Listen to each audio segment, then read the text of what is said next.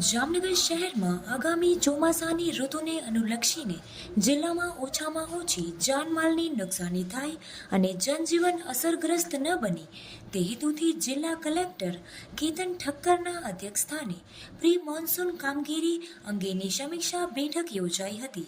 આ બેઠકમાં સંબંધિત વિભાગોના ઉચ્ચ અધિકારીઓ પણ ઉપસ્થિત રહ્યા હતા.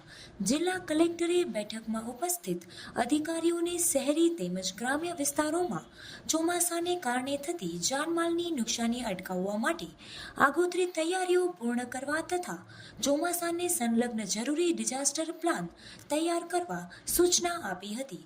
તેમણે વિવિધ વિભાગો દ્વારા હાથ ધરાઈ રહેલ કામગીરીની પણ વિસ્તૃત સમીક્ષા કરી હતી.